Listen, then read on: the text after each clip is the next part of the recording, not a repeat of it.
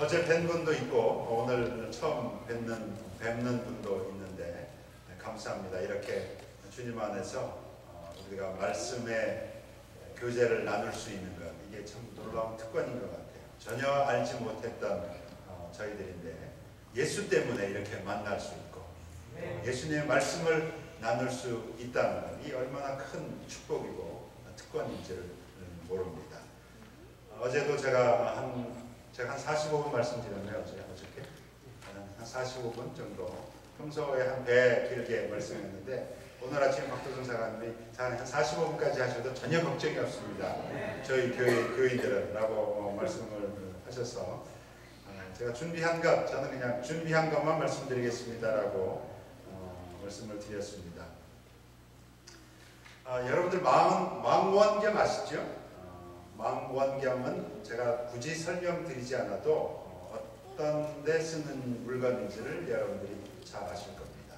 저 멀리 있는 곳, 흐릿흐릿해서 잘 보이지 않는 곳을 이 망원경을 통해서 보면 아주 선명하게, 분명하게 볼 수 있는 것, 그것이 망원경이고 망원경의 역할입니다. 그런데 오늘 본문을 보게 되면 우리들의 믿음 생활에도 믿음의 망원경이 필요하다는 것을 말씀하고 있어요. 우리 살아갈 때, 신앙생활할 때 믿음의 망원경이 필요하다. 어제 저희들이 룻기 1장부터 3장까지 쭉 살펴봤어요. 오늘은 4장 한 장만 살펴볼 것인데, 오늘로 말하면 드라마의 룻기의 제2편이자 마지막 편입니다. 시작하자마자 끝인데, 룻이 어제 보아스에게 청혼을 했고 보아스가 얘기를 합니다. 나보다도 먼저 우선순위가 있는 사람이 있는데 내가 내일 아침에 그 사람에게 가서 네가 책임지겠느냐 묻고, 그 사람이 책임지겠다면 그 사람이 우선순위가 첫 번째 우선순위니까 그 사람이 너를 책임질 것이고, 그 사람이 책임지지 않겠다면 내가 두 번째 우선순위니까 내가 하겠다. 너는 가서 기다려라. 하나님의 때를 기다려라. 그래서 룻이 집으로 돌아가서 하나님의 때를 기다립니다. 오늘 본문 4장을 이제 보게 되면 보아스가 얘기했던 것처럼 아침에 이 보아스가 그 첫 번째 사람에게, 제일 친척 중에 제일 첫 번째 되는 그 사람을 만나서 얘기합니다. 그리고 증인까지 불렀어요. 그리고 이제 나오미 집안이 어려워져서 그 땅을 네가 책임져야 하는데 네가 그 땅을 사겠느냐. 한 집안이 어려워지면 그게 성경의 법칙이었어요. 하나님이 주신 법칙이었습니다.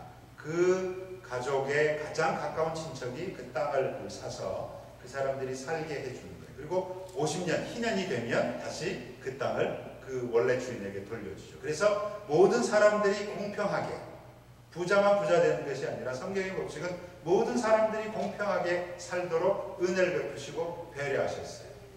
그래서 이제 그 주인 보고, 그 사람 보고 사겠느냐. 그 사람이 하겠다. 내가 그 땅을 사겠다. 그래서 보아스가 물어요. 그 땅만 사야 되는 것이 아니라 거기에 여자가 한 명 있다. 젊은 과부가 있는데 네가 그 사람도 책임져야 하는데 네가 그렇게 하겠느냐. 그래서 그 사람이 그러면 난 못하겠다. 땅만이라면 내가 하겠는데 그 여자까지라면 나는 못하겠다. 6절 보게 되면, 4장 6절 보게 되면 그렇게 하지 못하는 이유를 그 사람이 설명을 합니다. 쉽게 말하면 내 재산을 축낼까봐, 내가 손해볼까봐 한 여자를 내가 평생 먹여 살려야 하니까, 내가 그 사람을 책임져야 하니까 내 재산에 손해가 있을지도 모르겠다. 그래서 나는 책임지지 않겠다. 나는 그 땅 사지도 않고 그래서 책임지지도 않겠다. 네가 하라는 거예요. 우리가 신앙생활하면서 따지는 사람들이 있습니다. 이해 타산을 따지는 분들이 계세요. 내가 신앙생활할 때 이게 나에게 얼마만큼 이익이 될 것인가. 바쁘고 힘든 이민 생활 속에서 내가 쉴 시간도 없는데 무슨 교회 이렇게 자꾸 나오고 힘들어 죽겠는데, 힘들어 죽겠는데 무슨 봉사를 그렇게 많이 하라고. 내 살기도 힘든데 무슨 교회 봉사를 또 그렇게 하라고. 주일 하루만 나가면 되지 그걸 또 수요 예배도 나오라고 그러고 금요 예배도 나오라고 그러고 무슨 뭐 모욕의 예배 무슨 집회 뭐 이렇게 많이 나오고 힘들어 죽겠네. 그런 일들이 자기에게 손해보는 일이라고 생각을 하면서 하지 않으시려는 그런 분들이 많습니다. 어느 교회든 큰 교회든 작은 교회든 10% 정도만이 충성을 다 열심히 합니다. 나머지 분들은 또 한 20, 30% 분들은 중간 정도 되고 대부분의 많은 분들은 잘 참여하지 않으시려고. 왜? 손해본다고 생각합니다. 바빠 죽겠는데 근데 드라마 한 편 봐야 되는데 뭐 이렇게 자꾸 나오라고 해. 이렇게 계산하고 따진 것 때문에 여러분들이 받을 수 있는 더 큰 은혜와 복을 놓칠 수 있다는 것을 여러분들이 아셔야 돼요. 여러분 오늘 이 친척을 한번 보세요. 친척을 한번 생각해 보세요. 어쩌면 하나님이 그 친척에게, 이름도 나오질 않지만 그 친척에게 룻을 책임질 수 있는 놀라운 기회를 그에게 줬어요. 그렇죠? 보아스에 앞서는 기회가 그 친척, 이름도 없는 그 무명 친척에게 주어진 겁니다. 그런데 그 사람이 생각을 해보니까 이해 타산을 따져보니까 이게 자기가 손해볼 것 같고, 그래서 자기는 안 하겠다. 내가 손해보는 짓 하지 않겠다. 옛날에 우리 드라마 중에 넝쿨제 뭐죠? 넝쿨제 들러온 당신네. 복이 넝쿨채 그 사람에게 갔는데 그 사람이 발로 차버립니다. 생각해보세요. 그렇죠? 룻은 나중에 결론적으로 생각해보면 룻을 만약에 그 사람이 책임졌다면 그 사람 이름이, 보아스의 이름은 없고 그 사람의 이름이 성경에 있을 것이고 예수님의 조상이 되는 놀라운 은혜와 복이 그에게 주어졌을 거예요. 그렇죠? 근데 머리로 따져보니까 이게 맞지 않으니까 그는 자기에게 넝쿨채 들어온 복을 차버린 겁니다. 아주 어리석은 일을 그가 했던 거예요. 돈이라면 내가 손해보지 않기 위해서라면 다른 사람과의 관계가 깨지든 말든 다른 사람이 어려움 당하든 말든 나는 상관하지 않겠다. 난 신앙생활하면서 그런 일 상관하지 않겠다 하는 것이 저와 여러분의 모습이 아니기를 소원을 합니다. 9절 보면 보아스가 얘기를 해요. 그러면 내가 책임지겠다. 그러자 11절과 12절 보게 되면 그 증인을 섰던 장로들이 축복을 해요. 룻을 통해서 당신 집안이 번성되기를 원하고 많은 후손을 얻기를 바란다라는 그런 축복의 말을 보아스에게 해줍니다. 본문으로 읽지는 않았습니다만 13절 보게 되면 보아스는 룻을 아내로 맞이하게 됐고 룻은 임신하여서 아들을 낳게 됐어요. 룻기 1장을 보게 되면 룻의 인생은 절망이었습니다. 그러나 믿음을 가지고 나왔을 때 룻기 2장을 보게 되면 이삭을 주면서 하나님이 배려해 놓으셨던 은혜의 장소였던 그 이삭 죽는 곳으로 오면서 그의 집안이, 그의 믿음이, 그 나오미의 시어머니의 믿음이 조금씩 회복되기 시작했고 3장에 보게 되면 보아스를 만나서 보아스로부터 차고 넘치는 은혜를 받습니다. 그리고 4장을 보게 되면 이제 차고 넘치는 그 정도의 은혜가 아니라 이제는 보아스에게 그저 도움만 받는 정도가 아니라 그를 남편으로 맞이하게 되는, 그냥 조금 없는 것이 아니라 완전한 엄청난 복이 그에게 주어졌어요. 넘치는 복을 룻이 받게 된 겁니다. 13절 보게 되면 룻이 받은 3가지 축복이 있어요. 한번 여러분들 13절 보세요. 3가지 축복이 뭔지를 한번 여러분들 한번 생각해 보십시오. 어떤 축복을, 3가지 축복을 받았습니까? 첫 번째 축복은 과부였던 룻이 다시 결혼을 하고 남편을 얻게 됐습니다. 그렇죠? 그 말은 경제적인 어려움에서 벗어날 수 있었다는 거예요. 그리고 혼자 외로웠던 사람이 가족이 생겼다는 거예요. 그런 복을 받았어요. 생각해 보세요. 이방 여인이었어요. 이방 여인이 그 베들레헴에 와가지고 제대로 살아갈 수 있었겠습니까? 그런 하나님의 은혜로 남편을 만나고 가정을 꾸리는 복을 그가 받았어요. 두 번째 복은 어떤 복을 받았습니까? 하나님께서 임신하게 하셨어요. 아기를 잉태하게 하셨습니다. 그리고 세 번째는 아들을 낳았어요.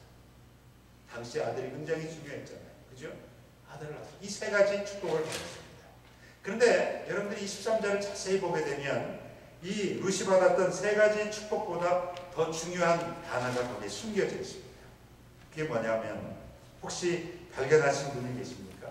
어떤 게 중요한지 13절에서 가장 중요한 이 눈에 보이는 세 가지 축복 말고 그 뒤에 숨겨진 것이 있는데 혹시 뭔가 하면 여호와께서 그로 잉태케 하심으로라는 거예요. 여호와께서 하심으로. 여호와께서 하심으로. 영어 성경 보게 되면 그것을 enabled,라고 그렇게 얘기를 했는데 주님께서 이 축복의 일들을 가능케 하셨다라는 거예요. 룻이 그냥 얻은 게 아니라 하나님께서 주시고자 하셨기 때문에 이런 것들이 그에게 룻에게 주어졌다. 이게 놀라운 축복입니다. 룻이 힘써서 얻은 것이 아니라 하나님이 주셨다는 거예요. 다시 말하면 주님께서 룻을 보살피시지 않았다면 룻이 이런 축복을 받을 수가 없었다는 겁니다. 이건 전부 룻이 받은 전부는 하나님이 하셨다. 하나님이 주셨다. 룻을 보살피신 하나님께서 저는 저와 여러분들도 보살피실 줄 믿습니다. 아멘. 그것은 우리들이 어떻게 행동하느냐, 어떻게 신앙생활하느냐에 따라서 달려있어요. 세 가지를 제가 말씀드립니다. 우리들이 이 룻처럼 하나님이 주시는 복을 받으려면, 축복을 받으려면 첫 번째로 하나님의 말씀에 순종하셔야 돼요. 여러분들 말씀에 순종하셔야만 됩니다.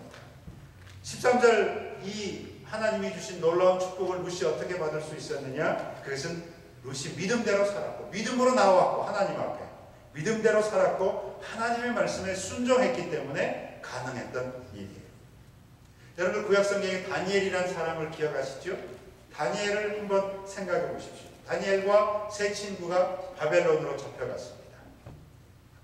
거기서 하나님이 먹지 말라고 한 그 음식을 먹으라고. 그렇죠?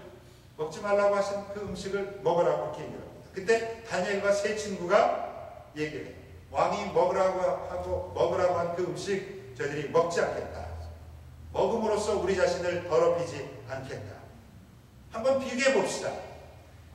그것을 먹은 사람과 먹지 않고 하나님 명령하신 것만을 먹은 우리들 한번 비교해 봅시다. 그리고 열흘이 지난 다음에 비교해 보니까 누구의 얼굴이 더 좋았어요? 다니엘과 세 친구였어요. 그러니 그 다니엘과 세 친구들은 하나님의 말씀에 순종했을 때 하나님께서 이 다니엘과 세 친구들에게 엄청난 은혜와 복을 내려주십니다. 다니엘서 1장 17절에서 이렇게 얘기를 했어요. 어떤 복을 주셨는가 하면 하나님이 이 네 젊은이들이 지식을 얻게 하시고 문학과 학문에 능통하게 하셨다. 그 밖에도 다니엘에게는 환상과 온갖 꿈을 해석하는 능력까지 주셨다. 이런 능력이 어디서 왔어요? 그들이 하나님의 말씀에 순종했습니다. 하나님 말씀대로 살려고 했을 때 하나님께서 자기들이 생각하지 못했던 이런 놀라운 능력과 은혜를 그 다니엘과 세 친구들에게 주셨다. 룻이 마찬가지로 룻이 이 넘치는 복을 받을 수 있었던 것은 하나님 앞에 나와서 그 말씀에 순종했기에 가능했던 일이었습니다. 하나님이 가라고 하면 가고 멈추라고 하면 멈추는 그런 순종의 삶을 살았기 때문에 이런 은혜를 그가 받을 수가 있었습니다. 두 번째로 하나님의 축복을 여러분들이 받으시려면 다른 사람을 축복하는 삶을 여러분들이 사셔야 됩니다. 나만 축복해달라고 하는 것이 아니라 다른 사람들을 축복해 주시는 삶을 살아야 됩니다. 14절과 15절 보세요. 룻이 아들을 낳은 다음에 이웃 여인들이 와서 그 후손이 잘 되라는 축복의 말을 해줘요. 11절과 12절은 동네 남자들이 보아스에게 해주는 축복이었어요. 아기를 갖추기 전에 11절과 12절 보면 동네 남자들이 보아스에게 축복해줬고 이제 14절과 15절 보게 되면 룻이 아들을 낳은 다음에 룻에게 동네 여자들이 와서 축복을 해줍니다. 이런 축복 속에 낳은 아이가 오벳이고 오벳은 이새의 아버지고 이새는 다윗의 아버지고 다윗은 솔로몬의 아버지. 결국 내려가면 누구까지 내려가요? 예수님까지 내려갑니다. 결국 믿음으로 룻이 순종했을 때 예수님의 조상을 낳는 놀라운 축복을 이 룻이 받은 거예요. 아기가 태어나기 전에 남자들이 축복하고 아기가 태어난 다음에 여자가 축복했을 때 그 축복이 그 후대까지 계속 전달되는 이 놀라운 은혜를 우리가 보는 겁니다. 어제도 말씀드렸습니다만 우리가 하는 말에 능력이 있어요. 여러분들의 말, 그냥 생각 없이 던지는 말이라고 여러분들 함부로 하지 마십시오. 말에는 능력이 있습니다. 생각으로 그치는 것이 아니라 여러분의 입으로 뱉어낼 때 거기에 사람을 죽일 수 있고 살릴 수 있는 능력이 있어요. 로마서에 보게 되면 마음으로 믿고 입으로 시인해서 구원을 얻는다 그랬어요. 마음으로 믿는 것으로 그치는 것이 아니라 내 입으로 시인할 때, 말로 고백해낼 때 그게 구원이 이른다고 말씀드렸어요. 내가 하는 말 별것 아닌 것 같다고 생각하실지 모르겠습니다만 그게 놀라운 능력이 있습니다. 그렇기 때문에 여러분들이 말씀하실 때 함부로 말하지 마셔야 돼요. 왜? 거기에 능력이 있기 때문에. 축복의 말을 우리가 더 많이 하는 것이 중요합니다. 여러분들 자녀나 아이들에게 말씀하실 때 더더욱 여러분들이 조심하셔야 돼요.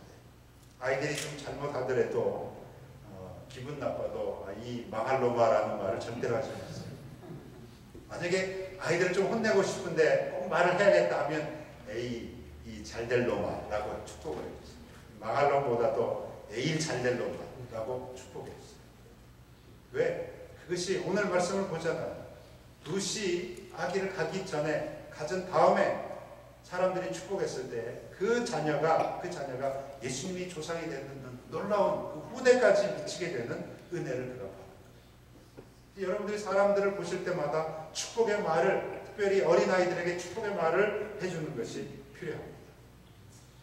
알코올 중독자, 마약 중독자, 때로는 가정폭력으로 고통받는 사람들을 조사해 보면 많은 경우 그 사람들이 그런 가정에서 자랐어요. 그런 것들을 보았기 때문에 더 안 그럴 것 같은데 그런 것들이 영향을 미칩니다. 그 삶에. 그래서 마약 중독자들을 조사해 보면 대부분 그 부모들이 마약 중독자예요. 알코올 중독자 보면 대부분 부모들이 알코올 중독자예요. 가정폭력을 행사하는 사람 보게 되면 그런 가정 환경 속에서 맞고 자라고, 때로는 엄마가 아버지를 때리는 모습을 어릴 때부터 보아왔기 때문에 그런 것이 그 삶 속에 계속 되는 겁니다. 그렇기 때문에 여러분들이 여러분들의 자녀를 계속해서 축복해 주셔야 돼요. 아이들이 그것을 보고 배우는 거예요. 그리고 그렇게 삶을 살아갑니다. 축복의 말에 영향력이 있어요. 내가 하는 그 축복에 상대방이 축복을 받게 될 거예요. 여러분들 못 믿으시겠습니까? 민수기 6장 24절에서 26절 한번 펴보세요. 민수기 룻기보다 앞에 있죠. 민수기 6장 24절 26절 보시고 하나님이 거기에 그런 축복, 민수기 6장 24절 26절의 축복을 주시길 원하는데 그 다음 27절을 한번 보세요. 27절에 보시고 여러분들이 찾으셨으면 우리가 함께 읽었으면 좋겠어요. 민수기 6장 27절 말씀 찾으셨으면 우리가 함께 읽겠습니다. 시작. 그들은 이같이 내 이름으로 이스라엘 자손에게 축복할지니 내가 그들에게 복을 주리라. 우리가 다른 사람 축복하면 하나님이 어떻게 하신다고요? 우리에게 복을 주신다. 내가 다른 사람들을 축복하면, 축복의 말을 하면 하나님이 나에게 축복해 주신다. 그러니까 손해보는 일이 절대로 아니에요. 그죠? 여러분이 말을 하신다고 해서 손해보는 일이 아니에요. 내가 다른 사람 축복하면 축복이 나에게도 오고. 저는 이 필라 교회 교인들께서 서로 축복하는 교인들이 많아지기를 원합니다. 어느 누가 오더라도 하나님이 도와주실 것, 잘 될 것이라는 그런 축복의 말들이 여러분들에게 차고 넘치시기를 주님의 이름으로 축원합니다. 그래서 필라교에 올 때마다 절망 가진 사람이 소망을 갖고 힘이 없던 사람이 힘을 얻는 그런 놀라운 역사가 여러분 가운데 있기를 소원을 합니다. 저는 필라교회 성도님들 입에서 이런 말이 나왔으면 좋겠어요. 감사 믿어 잘할 수. 한번 따라해 보세요. 감사 믿어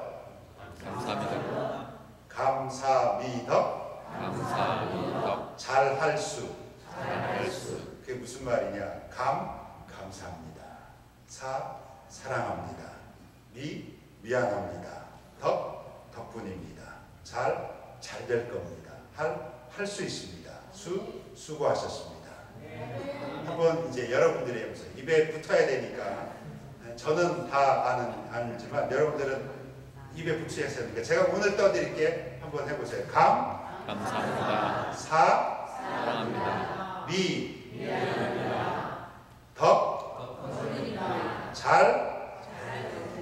잘 될 겁니다. 할 수 있습니다. 감사합니다. 잘할 수. 여러분들 이것이 여러분들 입에 붙기를 원합니다. 뭐든지 보면 그냥 감사합니다. 미안합니다. 덕분입니다. 사랑합니다. 잘 될 거예요. 이런 말들이 여러분들 입에서 자연스럽게 나오기를 소원합니다. 왜? 그것이 여러분들이 복받는 비결이에요. 복받는 비결입니다. 다른 게 없어요. 그런 말들을 여러분들이 성경을 보시면 제 말이 아니잖아요. 성경의 말이잖아요.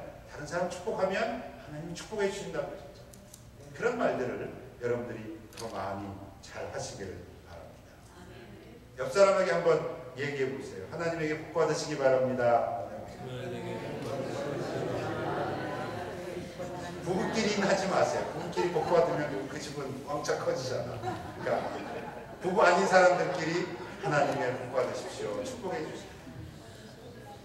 나만이 아니라 여러분들의 자녀도 축복해 주시고 다른 성도님도 축복해 주시고 여러분들 가정단원이면 다른 가정단원들, 찬양대면 찬양대원들 그런 축복을 서로 주고받을 수 있는 그런 여러분들이 되시기를 바랍니다. 세 번째로 여러분들이 하나님이 주시는 복을 받으시려면 하나님이 앞으로 나에게 주신 축복을 미리 보면서 감사하실 수 있으셔야 돼요. 16절 보게 되면 여러분들 16절 찾으셨으면 한번 우리 같이 읽겠습니다. 룻기 4장 16절 말씀 같이 읽겠습니다. 시작. 나오미가 아기를 받아 품에 품고 그의 양육자가 되니. 이 구절 보면 나오미의 심정이 어떠했겠다라를 우리가 조금 느낄 수가 있습니다.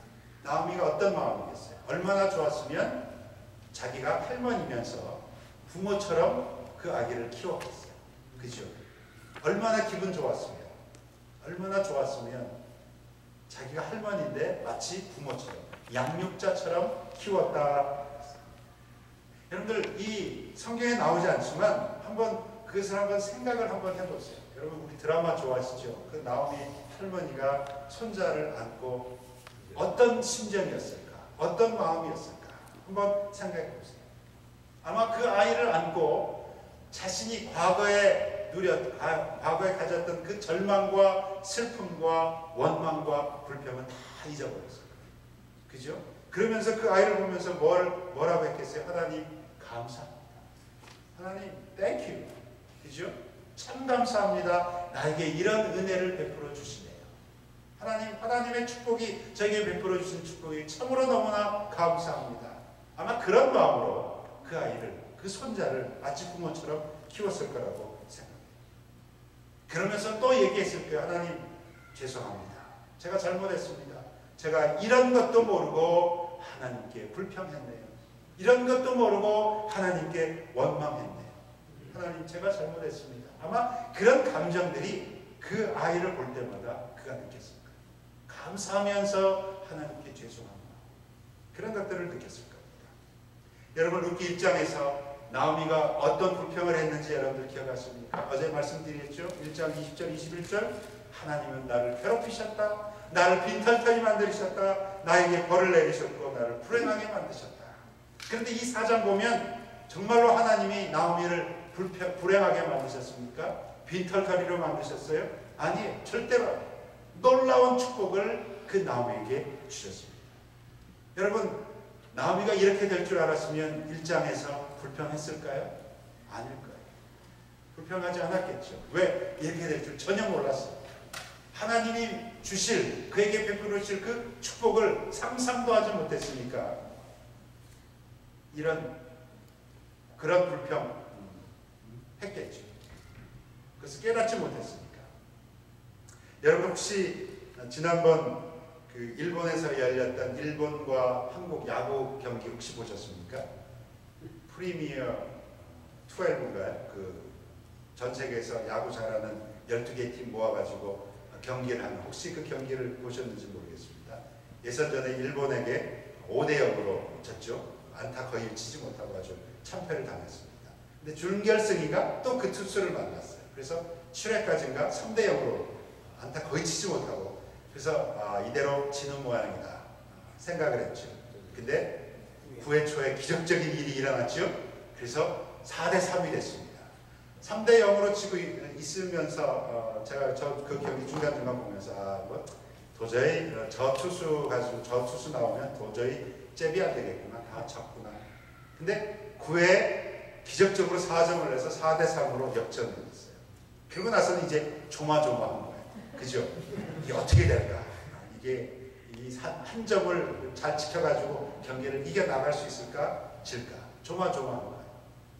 비록 한 해지만 조마조마하게 경기를 했습니다. 네, 경기 끝나고 결국 이겼습니다. 그리고 결승까지 올라가서, 혹시 모르시는 분들 위해서 말씀드리면, 결승까지 올라가서 미국도 이기고 우승을 했어요.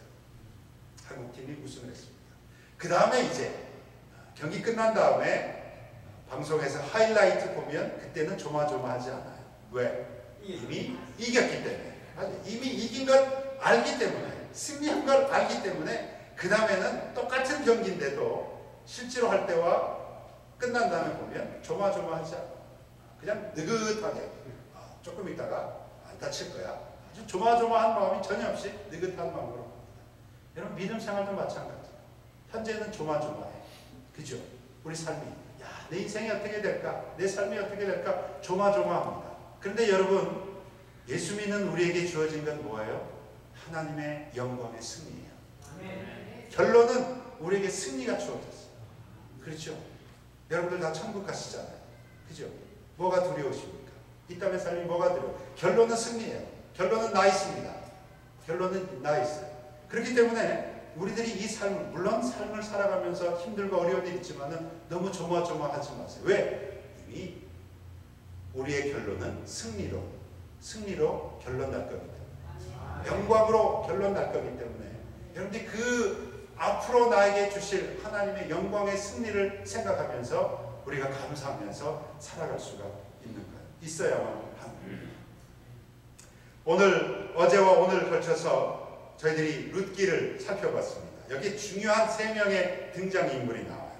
나오미와 룻과 보아스라는 3명이 나오는데 아주 평범한 사람들이었어요. 그죠? 잘난 것 별로 없는 그저 평범한 사람이었는데, 이 사람을 하나님이 바꾸셔서 놀랍게 사용을 하셨습니다. 제가 그 3사람에 대해서 간략하게만 말씀드리고 말씀을 마치겠습니다. 하나님은 룻을 비극의 여인에서 복된 여인으로 바꾸셨어요. 그렇죠? 룻이 시어머니를 따라서 베들레헴으로 올 때 그의 마음이 어땠겠어요?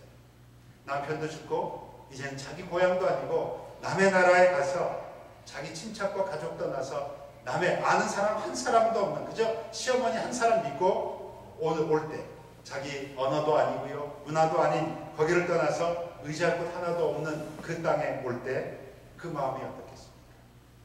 그러나 룻은 시어머니가 믿는 그 믿음, 시어머니가 믿었던 그 믿음의 하나님에 대한 믿음만 가지고 그가 온 거였어요. 의지할 곳 하나도 없는 그 땅으로 오는 룻이 뭐라고 기도했겠어요? 룻의 기도가 성경에 나오는 것은 아니지만 아마 이런 기도를 드렸을 거라고 생각합니다. 저는 룻이 이런 기도를 드렸을 거예요. 하나님, 저는 이제 낯설고 아는 사람 한 사람 없는 곳에 가서 시어머니를 모시고 살아야 합니다. 하나님 믿고 제가 나아가니 저를 불쌍히 여기시고 저에게 은혜를 베풀어 주옵소서. 아마 이런 기도 드렸습니다. 그렇지 않겠습니까? 여러분들 미국 땅에 오실 때 어떤 기도 드리고 오셨어요? 미국 간다 이제 신난다 하고 오셨습니까? 저는 오늘도 오면서 제가 필라 올 때마다 꼭 들리는 장소가 있어요. 뭐냐면 344 생거 스트리트 아파트. 저희들이 필라 와서 살았던 집입니다. 바로 교회에서 한 4블럭, 5블럭 떨어져 있어요. 제가 항상 그 앞을 지나오면서 그때를 생각합니다. 처음에 미국 왔을 때요, 미국 사관님 집에서 하룻밤 묵었는데 저하고 저희 집사람하고 2달 된 딸이 있었는데 지금 그 2달 된 딸이 24살이 됐습니다. 첫날 담임사관 집에 방 한 칸에 있으면서 저녁에 소리 내지 못하고 울었습니다. 하나님 어떻게 여기서 살아갈까요? 생각해 보세요. 뭐 영어가 되는 것도 아니고 미국 집은 왜 이렇게 추운지 10월 달 말에 왔는데 얼마나 추운지 아이 잘 산다는 미국 왜 이렇게 추워. 그래서 서로 껴안고 눈물로 기도했던 그런 기억이 지금도 있습니다. 얼마나 알지 못하는 곳에 왔을 때 얼마나 힘들고 어려웠겠어요. 그가 의지할 수 있었던 루시 의지할 분은 하나님 한 분밖에 없었어요. 하나님 제가 이제 새로운 곳으로 갑니다. 저를 불쌍히 여기시고 저에게 은혜 베풀어 주십시오. 일반적으로 사람들이 고난이 오면 제일 먼저 이 고난에서 어떤 사람이 나에게 도움을 줄 수 있을까를 생각해요. 그죠? 사람을 생각합니다. 그 사람을 의지를 해요.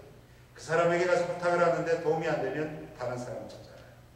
그 사람 안 되면 또 다른 사람. 만약에 사람들이 도움 안 주면 그러면 그 사람을 원망, 그 사람을 비난. 도움 줄 수 있는데 나에게는 도움을 안 줘. 너 잘 사나 잘 되나 보자. 그런 마음을 가져요. 여러분, 우리를 도와주실 넘버원은 하나님이세요. 사람이 아니라 하나님이십니다. 룻은 이방 여인으로서 의지할 사람이 한 사람도 없었지만 하나님만을 의지했어요. 그럴 때 이 비극의 여인을 하나님은 축복의 여인, 예수님의 조상 다윗을 잉태하는 그런 다윗의 조상을 잉태하는 놀라운 축복을 하나님께서 그에게 허락해 주셨어요. 히브리서 11장 6절 보면 이렇게 얘기했죠. 믿음이 없이는 하나님을 기쁘시게 못한다 그랬어요. 하나님께 나아가는 사람은 하나님이 계시다는 것과 하나님께서 자기를 찾는 사람들에게 상 주실 분이라는 것을 믿어야 한다는 것이죠. 그 믿음을 가지고 룻이 나왔던 거예요. 그럴 때 하나님께서 그의 인생을 180%로 180도로 다르게 바꾸어 주셨던 겁니다. 저는 저와 여러분도 이 룻과 같은 믿음을 가짐으로 말미암아서 저와 여러분들의 인생이, 이 필라 교회의 인생이 180도로 바뀌는 놀라운 역사가 있기를 축원합니다. 나오미라는 사람을 보세요. 나오미가 불평과 원망했던 사람입니다. 그렇죠? 그런데 그 나오미를 하나님이 믿음의 사람으로 바꾸셨어요. 빈털터리로 만드셨다. 불행하게 만드셨다. 나를 벌내리셨다. 그런데 4장 보니까 손자를 안고 기뻐하고 있습니다. 빈털터리라던 그 여인의 손에 누가 안겨 있어요? 손자가 안겨 있는 거예요.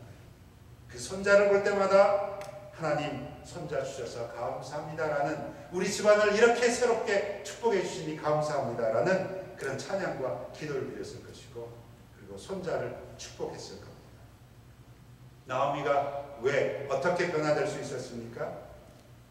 며느리 룻에게 주시는 축복과 은혜를 보면서 내가 참 잘못됐구나, 내 믿음이 잘못됐구나, 그러면서 다시금 일어나서 하나님을 믿는 믿음의 자리로 나왔기 때문에 가능한 일이라고 생각합니다. 사람은 실패할 수 있어요. 고난과 어려움에 쓰러질 수 있습니다. 다 끝났다고 생각할 수도 있습니다. 그러나 여러분, 우리에게는 그것이 끝이 아닙니다. 왜? 우리 하나님은 그럼에도 불구하고의 하나님이에요. 내가 실패했음에도 불구하고 하나님은 우리에게 은혜를 주십니다. 내가 쓰러졌음에도 불구하고 하나님은 다시금 일으킬 수 있는 힘과 능력을 우리에게 공급해 주십니다.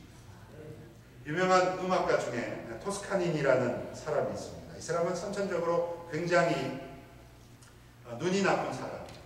이 사람이 바이올리니스트였는데 자기가 연주를 하려면 눈이 나쁘니까 악보를 잘 볼 수가 없으니까 연주회 전에 이 사람 악보를 싹 외워버려요. 왜? 눈이 안 보이니까. 그냥 자기 악보를 싹 외워가지고 연습을 했어요. 근데 이 연주회라는 것이 자기 혼자 솔로를 하는 것이 아니라 다른 파트도, 악기도 들어와야 되니까 자기 파트뿐만 아니라 다른 악기의 파트까지도 다 외워버리는 거예요. 그래야만 자기가 연주할 수 있잖아요. 그죠? 다른 파트가 연주하다가 자기가 들어갈 수도 있으니까, 바이올린 파트가 들어갈 수도 있으니까 자기 파트만이 아니라 남의 파트도 싹 외워버려요. 그런데 어느 날 연주회가 되었는데 지휘자가 몸이 아파가지고 나올 수가 없었어요. 누가 대신 지휘를 해야 되는데 생각을 해보니까 저 토스카니니, 저 친구는 모든 악보를 다 알고 있어. 그래서 네가 대신 지휘해라. 연주를 했는데 아주 엄청난 호평을 받는 그런 연주가 되었어요. 그래서 그 뒤로 토스카니니는 바이올리니스트에서 지휘자로 이제 사역을 맡기게 되었고, 그리고 지금도 지휘자로서 굉장히 유명한 그런 유명한 사람으로 기억되는 사람으로 되는 거예요. 눈이 아픈, 보이지 않는 그런 고난이 없었더라면 아마 토스카니는 그냥 바이올리니스트로 끝났을 거예요.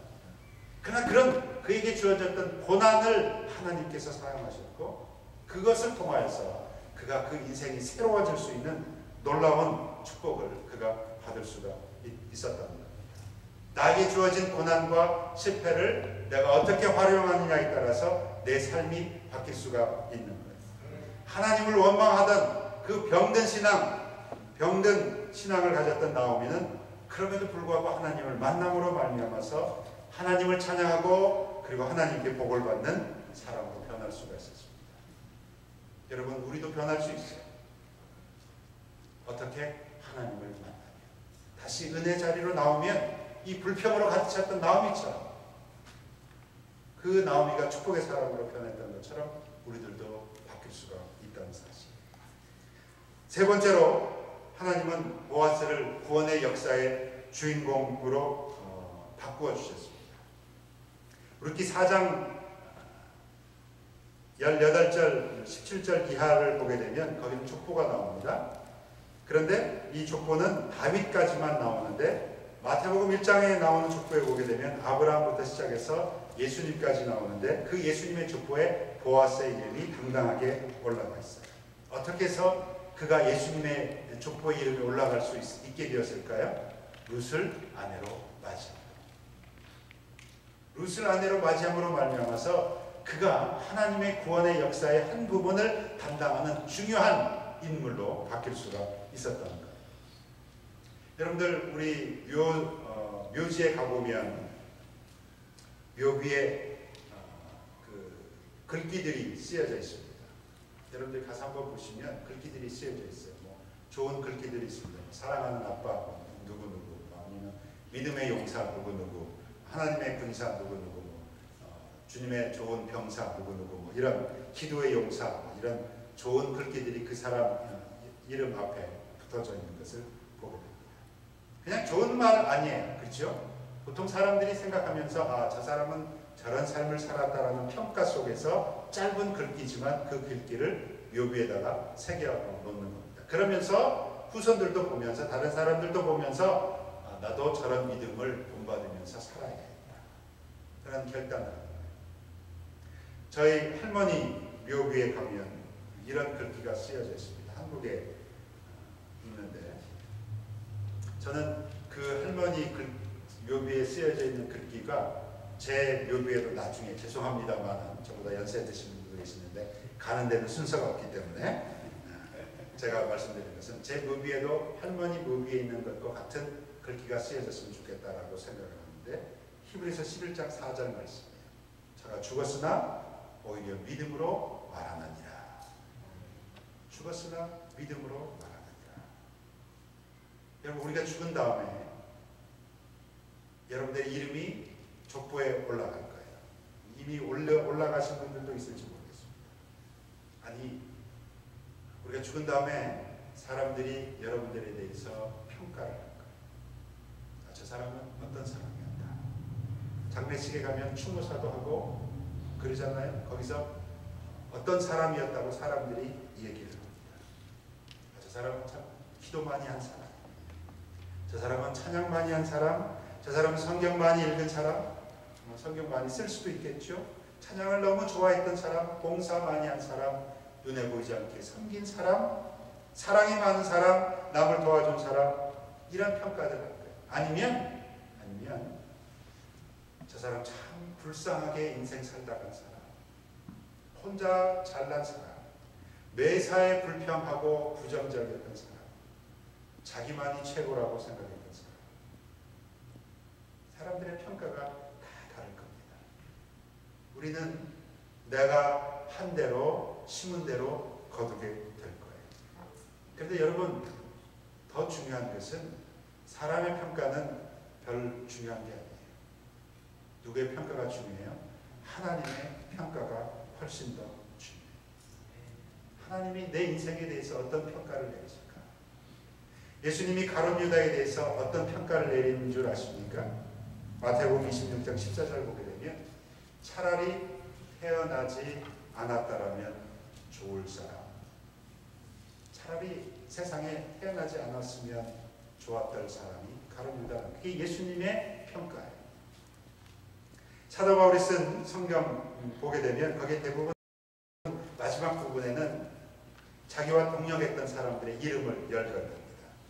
로마서 10장 전체를 보게 되면 16장 전체를 통해서 그 사람들의 이름을 열거하고 있는데 거기 보면 브리스길라와 아굴라 부분을 언급할 때 자기의 생명을 내어놓고 나를 구원해 준 사람, 그리고 또 어떤 사람은 나를 버리고 세상을 쫓아간 사람, 다양한 평가가 사도 바울을 통해서 성경에 기록되어 있습니다. 여러분들은 어떤 평가를 받으실 거라고 생각하십니까? 기대하십니까? 하나님께서 여러분들을 보실 때 나중에 여러분이 천국 갔을 때 너는 내 구원의 역사에 참 너는 알지 모르겠지만 중요한 역할을 한 사람이다 라는 평가를 받을 수 있다면 얼마나 귀한 평가일까? 여러분 어떤 평가를 받으실 거라고 생각하십니까? 설교를 시작하면서 제가 만원경에 대해서 말씀을 드렸어요. 내가 어려운 가운데 있을 때 믿음의 눈으로, 믿음의 망원경으로 하나님이 내 앞에 예비해 두신 그 축복을 우리가 바라볼 수 있어야 합니다. 저 멀리 나를 위해 예비해 두신 축복을 바라보면서 감사합니다라고 말할 수 있는 우리들이 되어야만 합니다. 마지막으로 한 가지만 더 말씀드릴게요. 예전에 터널을 팔 때는 한쪽에서 파고 그냥 끝까지 파고 나갔어요. 그죠? 옛날에는 그냥 기술이 없어서 한쪽에 시작해서 그냥 파고 나가는 거예요. 근데 요즘에는 기술이 발달해서 시간을 단축하려고 양쪽에서 파고 들어옵니다. 양쪽에서 파고 들어와서 중간에서 만나서 개통을 해요. 그게 요즘 터널 파는 개통입니다. 저는 양쪽에서 파고 들어온 이것이 믿음의 모습이라고 생각해요. 여러분들이 믿음으로 파고 들어가기 시작하면 하나님도 저쪽에서 파고 들어오세요. 내가 믿음으로 하나님 앞에 나가면 하나님도 들어오십니다. 그러다가 어느 순간 이게 뻥 터지면서 거기서 하나님과 만나는, 여러분 터널을 갈 때 얼마나 어둡겠어요. 그죠? 그러나 그 터널이 열려지면 거기에 환한 찬란한 빛이 우리에게 쏟아지는 것처럼 여러분들이 참고 기다리시면 언젠가 하나님이 파고 들어오시면서 우리를 만나는 환한 그런 은혜와 축복이 우리에게 쏟아지는 것을 여러분들이 경험하게 되실 겁니다. 어제와 오늘 말씀드린 무슨 이 고난과 비극의 현실을 하나님께로 나아갈 때 은혜와 그리고 축복의 장소로, 축복의 삶으로 바꿔주시는, 그 인도하시는 하나님의 모습을 우리가 보았습니다. 여러분들이 고난의 삶, 힘들고 어려운 삶이 있더라도 낙심하지 마시고 우리를 변화시켜 주시고, 그럼에도 불구하고 우리를 만져주시고 고쳐주시고 은혜 베풀어 주실 그 하나님만을 바라보면서 여러분들이 매일매일 조금씩 하나님을 향해서 믿음의 터널을 타 나가시기를 바랍니다. 여러분만 고생하는 게 아니라 하나님도 고생하고 계시면서 타고 오고 계세요. 그러다가 하나님의 때 여러분들이 하나님을 만나는 놀라운 축복이 여러분들에게 있을 겁니다. 이런 축복 여러분 한 사람 한 사람에게, 여러분 가정에, 또 이 필라교에 풍성하게 있으시기를 주님의 이름으로 간절히 축원합니다. 아멘. 우리가 오늘